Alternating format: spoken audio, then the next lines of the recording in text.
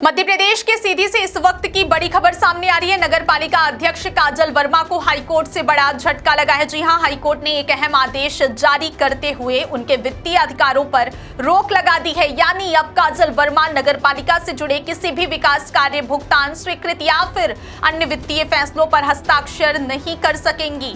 इस फैसले के बाद सीधी नगर पालिका की प्रशासनिक और विकासात्मक गतिविधियों पर सीधा असर पड़ने की संभावना जताई जा रही है। बताया जा रहा है कि यह मामला साल 2022 के नगर पालिका चुनाव से जुड़ा हुआ है, जहां अध्यक्ष पद के निर्वाचन के बाद एक गंभीर प्रशासनिक चूक सामने आई थी।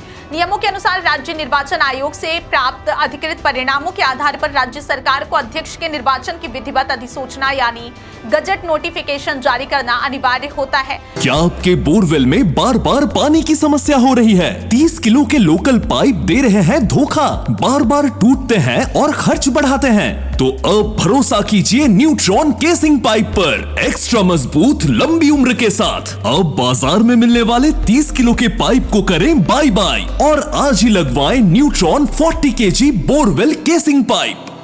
लेकिन इस मामले में आरोप है कि नगर पालिका अध्यक्ष काजल वर्मा के निर्वाचन के संबंध में राज्य सरकार की ओर से आवश्यक अधिसूचना जारी ही नहीं की गई। इसी कथित प्रशासनिक लापरवाही और प्रक्रिया में त्रुटि को आधार बनाकर सीधी निवासी ब्रजेश सिंह ने हाईकोर्ट का दरवाजा खटखटाया था।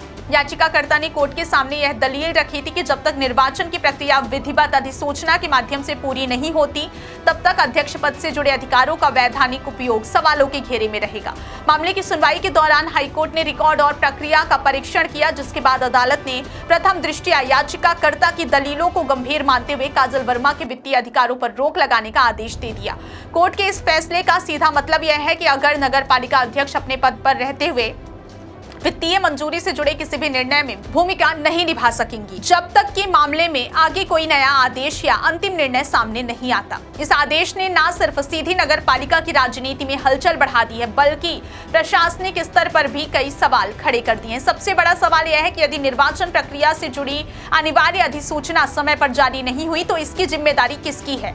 क्या यह सिर्फ प्रशासनिक लापरवाही थी या फिर नियमों की अनदेखी? और अब जब हाईकोर्ट ने हस्तक्षेप किया तो क्या आने वाले दिनों में इस मामले में और बड़े कानूनी या राजनीतिक परिणाम देखने को मिल सकते हैं? फिलहाल सीधी नगर पालिका में विकास कार्यों, भुगतान प्रक्रियाओं और योजनाओं की स्वीकृति को लेकर असमंजस की स्थिति बन सकती है, क्योंकि वित्तीय अधिकारों पर रोक लगने के बाद कई प्रस्ताव और कार्य प्रभावित हो सकते हैं। वहीं इस फैसले के बाद विपक्ष को भी सरकार और स्थानीय प्रशासन पर सवाल उठाने का मौका मिल गया है।